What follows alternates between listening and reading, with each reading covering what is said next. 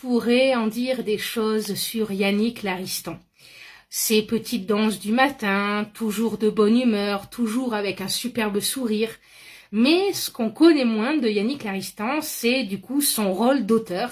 Et on va en parler de suite. Hello, hello, la communauté BookTok, j'espère que vous allez bien. Aujourd'hui, on se retrouve sur cette vidéo pour que je vous fasse mon retour sur L'étincelle de mon savoir de Yannick Laristan, tome 1, Le pouvoir.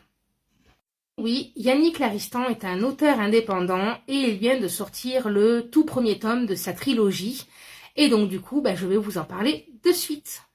Dans cette histoire, on suit les aventures de Xiné, un jeune ado de 15 ans, et qui a perdu sa grand-mère il n'y a pas très longtemps. Il a été assez bouleversé parce qu'il était très attaché à elle, ils étaient tous les deux très proches, et il a décidé de se plonger à fond dans la lecture. Un jour d'été, il se met dans un parc près de son immeuble, et il s'endort, et il fait un rêve très étrange. Et il va se rendre compte que tous les soirs, au moment de s'endormir, il fait toujours le même rêve. Il va vite comprendre qu'en fait, c'est une quête initiatique qui vit à travers ses rêves, tout simplement pour en apprendre un petit peu plus sur lui et sur sa famille.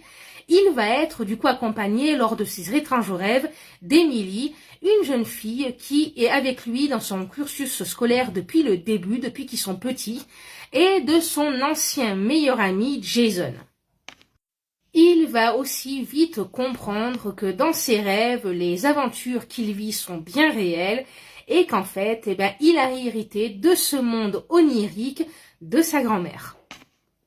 Mais Xiné va aussi comprendre que dans la vie en dehors du monde des rêves, il est en quête de recherche de son passé et il va apprendre que sa grand-mère lui a caché énormément de choses, autant dans sa vie réelle que dans le monde des rêves.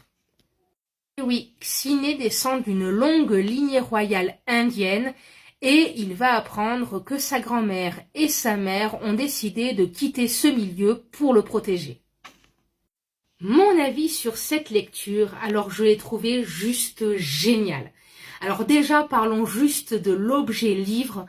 Qu'on me dise pas après que les auteurs indépendants ont de très mauvaises couvertures, parce que la preuve en est, il est super beau. Mais en plus de ça, j'ai trouvé que la plume de Yannick était juste waouh. Au départ, en fait, je m'étais dit c'est une fantaisie, et même, ça a été décrit comme ça, une fantaisie jeunesse. Mais du coup, l'écriture que emploie Yannick est juste, mais inimaginable dans le sens où en fait, les mots qu'il utilise sont juste, on va dire, adaptés autant pour de la jeunesse, mais autant que pour des personnes qui sont adultes. Donc, agréablement surprise par le texte de Yannick. Après, en ce qui concerne l'histoire, on s'attache très vite au personnage. Xiné est un ado de 15 ans, mais on sent que les enjeux sont énormes pour lui parce qu'il veut que sa famille soit fière de lui. Personnage très timide, il va devoir prendre des décisions qu'il n'aurait jamais imaginé prendre. Et tout cela va avoir une incidence réelle et va avoir du coup un impact autant dans le monde des rêves que du coup dans la réalité. On apprend énormément de ce personnage et franchement, moi, il m'a mis une énorme claque dans le sens où effectivement dans le texte, on voit très bien qu'il ne veut pas oublier d'où il vient et que c'est grâce à sa grand-mère qu'il en est là où il en est aujourd'hui. Ce petit bonhomme nous apprend l'humilité, nous apprend du coup la résilience et surtout nous fait transmettre un grand message d'espoir.